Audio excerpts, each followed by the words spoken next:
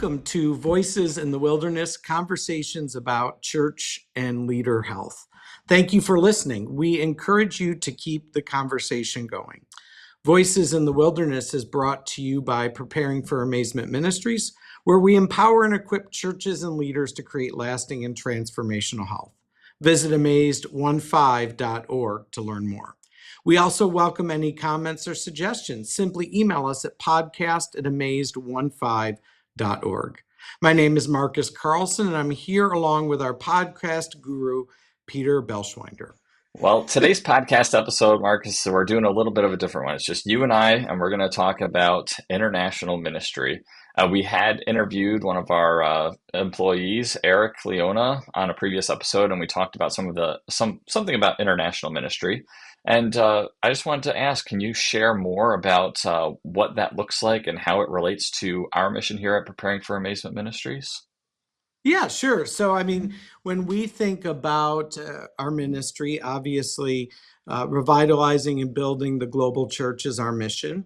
And there's three ways we really accomplish that. And one of those is our international ministry. And so for our international ministry, that's obviously the building the global church part of it. And really, there's a couple different components to that. First, we go to places, developing areas around the world where extreme poverty prevents pastors, church staff, ministry leaders from having any access to education or training, or very little access to education or training. And we'll go and build these relationships. We vet these partners and we'll do training. Usually our goal is to kind of do 3 rounds of training in person, and then on the 4th time, train trainers and utilize, online training kind of in between. Second piece of that, long-term, we would love to actually build partnerships between churches in the U.S. and some of these international partners. And then the third piece of our international ministry is that we actually help sponsor pastors to earn a degree program in the U.S. through our partnership with Kairos University. And so those are really kind of the 3 pieces of that. Part of how this whole ministry even started was around this idea of going to these places around the world where pastors had little access to education or training. And it's how we met Eric, and he became a part of our team, and he kind of helps coordinate a lot of that, especially in Africa. Wow. Yeah, and that's you mentioned the Kairos partnership, and we'll talk about that a little bit later. And I think it's amazing, right? Offering seminary education and training for those that need it, especially in third world countries. I mean, it is just so important for spreading the gospel of Jesus to those that need it. So you do have a trip coming up this fall, and I know it's going to be a good one. Can you share more about your trip? Yeah, we do anywhere between 1 to 3 of these trips a year. And so in October, we usually try to do 2 to 3 countries. Usually our trips are anywhere, from 10 to 20 days. Anything less than 10 days is not worth all the flying. Anything, more than 20 days is probably too much, time away from home. So really, it just depends on the year. This year in October, we'll be doing at least, hopefully 2 countries. For sure, we will be at least going to Bangladesh. We've had a long-term partnership there. In fact, it's our oldest partnership besides our partnership in Kenya. And we have partnerships on multiple continents. And there we'll be working with a number of churches in a rural part of Bangladesh. Bangladesh is 0.2 or 0.3% Christian. Oh, wow. And yeah. And historically, even the last time I was there, had been pretty unfriendly to faith-based people coming in and doing any kind of work. That's really shifted over the last several years, especially as a lot of Christian ministries do a lot of work in poverty and childcare and protection and that kind of stuff. And so it's a lot more open than it used to be. But we will go and we will train pastors and youth pastors, myself, and we'll actually join a partner mission group in doing that. And then we're also going to lead a youth conference. And so we're in the throes of not only preparing for that trip, but raising money for that trip. These trips, the bang for the buck is amazing. I can, for $10,000, I can, go somewhere and I can train, 100 pastors, for a week, and make a tremendous difference. And the reality is, I probably can't take 4 staff people to a 3-day conference in the U.S. for that amount of money. Other than the flying, everything is really, really cheap. And so we're in the process of finalizing the first part of that trip to Bangladesh. And we have started the fundraising for that, and I leave kind of mid-October.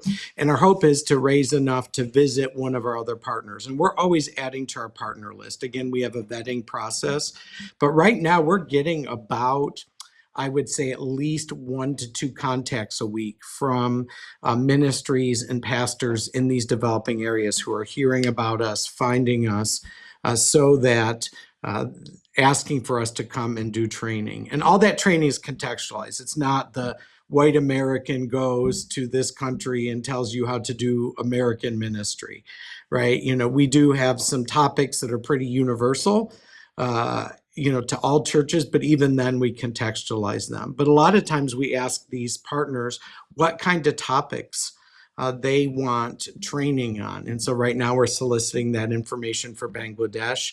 Again, if we hit another Asian country or if we hit one of our African partners as the second country, really, again, depends on kind of schedule and fundraising. And we're in the process of vetting some of those partners. So it's really great. Like it's incredible ministry because you are really helping plant churches, train pastors in areas, again, where they have no access to education or training, and where the church, the Christian church in particular, has potential but doesn't have a lot of foothold. Again, 0.2, 0.3% Christian in Bangladesh. In Africa, the continent of Africa, the median age is 18. It's probably the ripest continent for the gospel right now at this time in the history of the world. And a lot of times people will say, well, why go there when there's need here? And we just really believe in both. Right? We believe that the gospel is a global thing, right? Jesus said, Jerusalem, Judea, Samaria, the ends of the earth. And so this is the ends of the earth part for us, right? And how do we go to these places and provide these resources and training? And the testimonials and the data from the surveys really kind of demonstrates that we're really moving the needle. And it's just a really exciting thing, a bit of an adventure, for Right. sure. A lot of time in airplanes and airports. But just an incredible opportunity to do some really good ministry and make a tremendous impact. Yeah, and I know Eric mentioned when we interviewed him for the podcast how important it was to start training the youth. Like that's how it stays and it grows further than, they can imagine. It's really investing in the youth. So good luck running a youth conference. That Yeah, is that'll not be my cup of different. tea. Yeah, Um, it'll be different for I sure. know I wouldn't call it necessarily a missions trip, but it was a missions trip. My wife and I, 10 years ago, went to England and did worship leading out there. And I know it was taxing on me. And it was just a whole different type of trip. But we talk a lot about church and leader health. And this is a different question that's not on our script here. But when you're traveling, you're jet lagged, you're away from family for 20 days, what do you do to maintain healthiness as a leader in those situations? Yeah, that's a great question. So I think one of the things is, being attentive to sleep while there. And making sure that I'm getting that 8 hours of sleep is really a huge deal. Obviously building some time in with my family before and after, and figuring out how to make up the Sabbath time, because a lot of times on these trips it's impossible to kind of take the day or the weekly Sabbath, and I kind of have a rule. I can move it within a week, or I can make up one like a week after.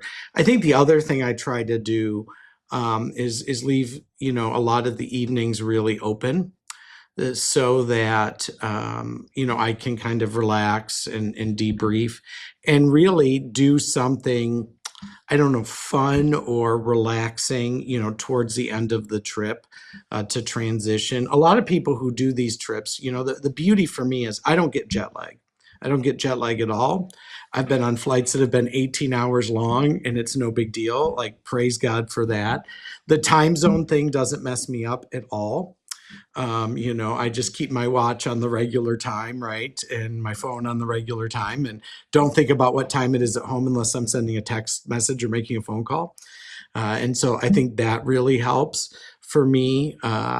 You know, I don't struggle with those. Ironically, like when we change our clocks an hour twice a year, it kills me for a week. So I just have to laugh, that's what bothers me for sure. So that's not actually been too much of a struggle for me. And I don't actually even go through culture shock. A lot of people go through culture shock, but I do kind of when I come back, and I think this is a really great question.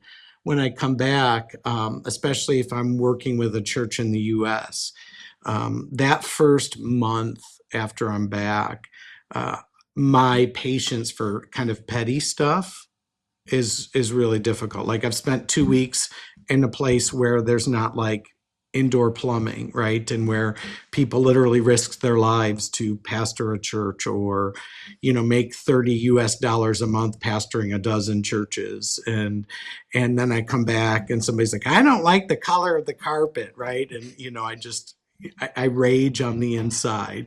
And so knowing that about myself has been really huge. And even warning people like, hey, I've been in an area of poverty, and so my patience for petty nonsense is really low.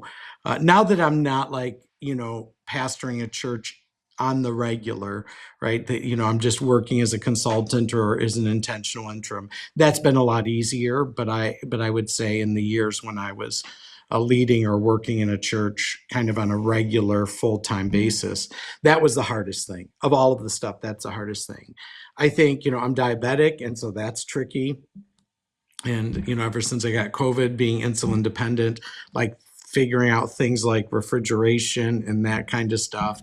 And just knowing that, I've got to do those things that I need to do to take care of me. The interesting thing is these places are so hospitable that they're just so thankful that you're there. It's so encouraging that the the challenges, the drain of that is not hard. And I tell people all the time, because I travel a ton, and they say, well, how do you like travel? And I said, nobody in their right mind likes the act of travel, especially today. It's messier, it's complicated, it's less pleasant, but being different places is great. And so I think just knowing myself, the big X factor really is sleep for sure.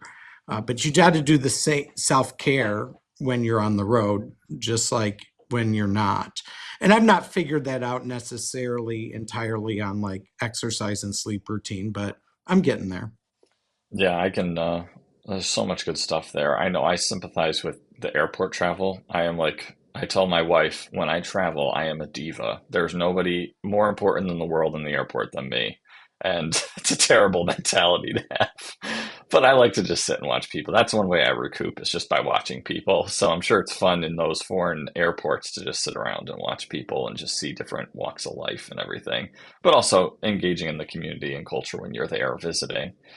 That's always cool. I've been telling people for a while, we need to really focus on planting in Fiji, um, New Zealand, Amen. Yeah. Switzerland, these beautiful Italy, let's start spreading the gospel to these areas where, it's tropical or really culturally established from a long history of, all this amazing stuff.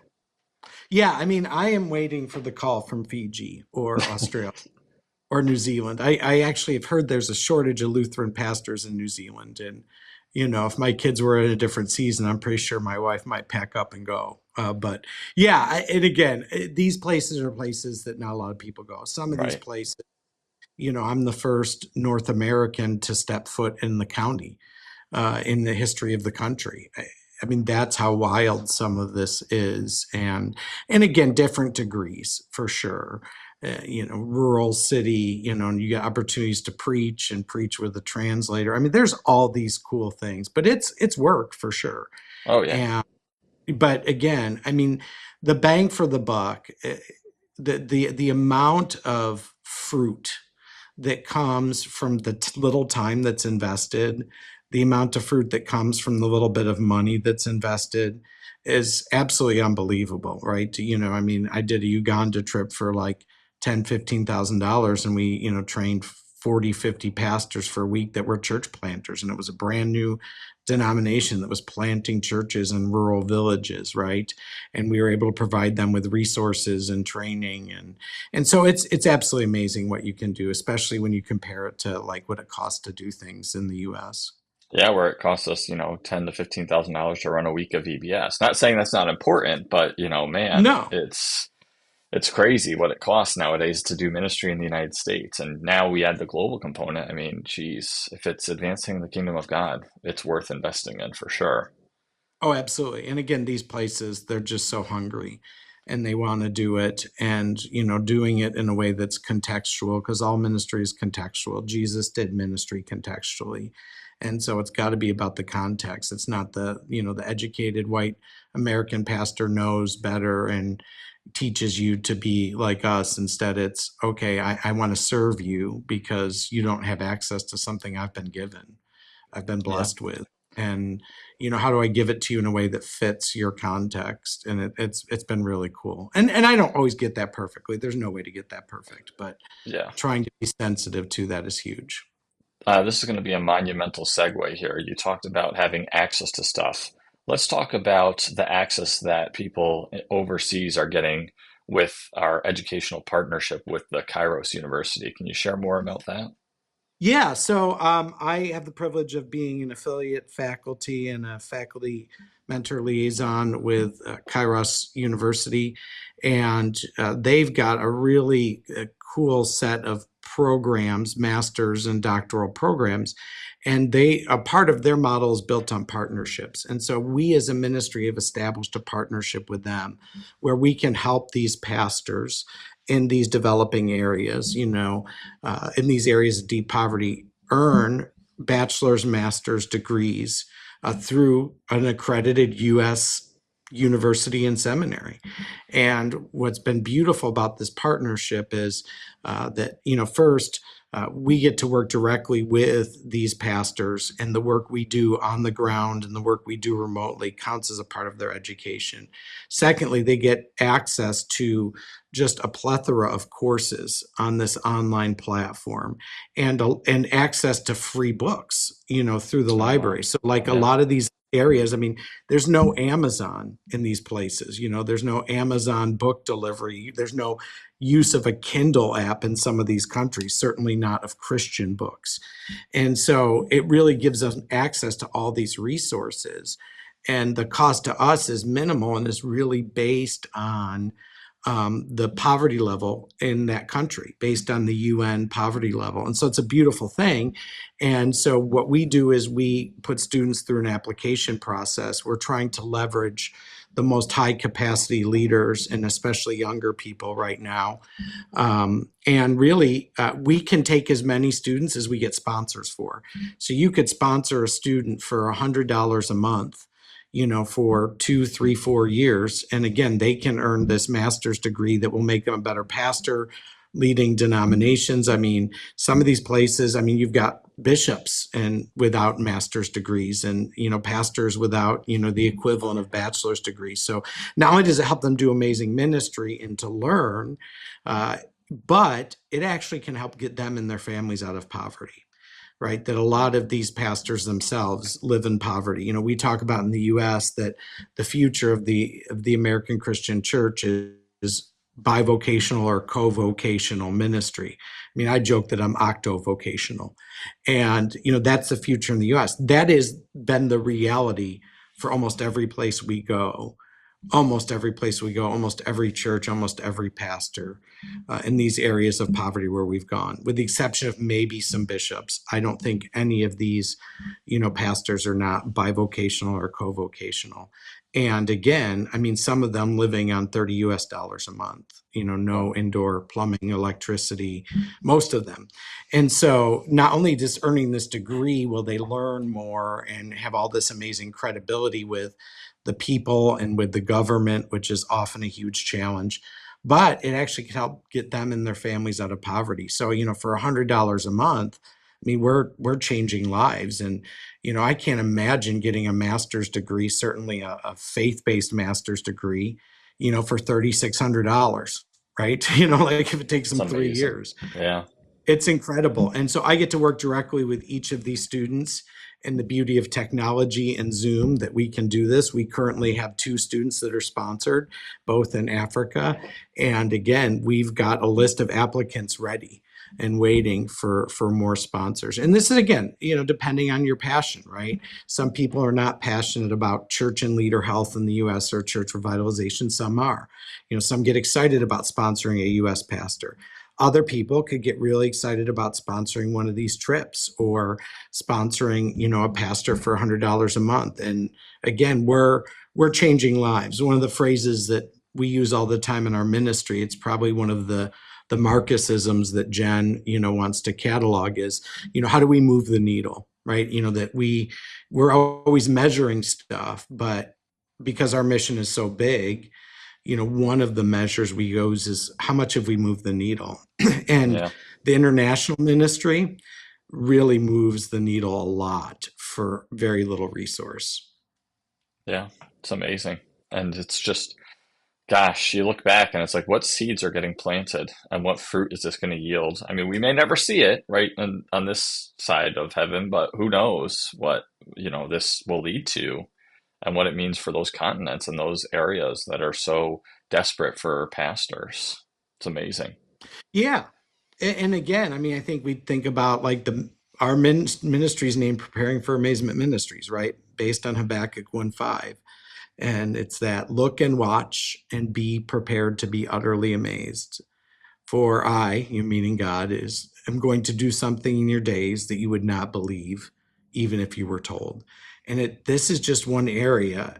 All three areas do this, but this area just so starkly, this part of our ministry really helps us live out that verse and just to see incredible things happen. And again, Jesus is needed around the world, and the harvest is plentiful everywhere. And we're just trying to honor that, passage from Acts, right? Like to bring Jesus to Jerusalem, Judea, Samaria, and the ends of the earth. Yeah. So good. Thank you, Marcus. Awesome. Thank you. It's been fun to kind of do this differently and have you ask all the questions and, get me reflecting. So yeah, and you can learn more on the website.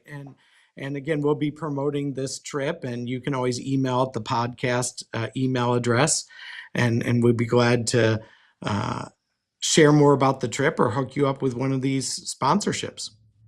Thank you so much for listening. We again encourage you to keep the conversation going.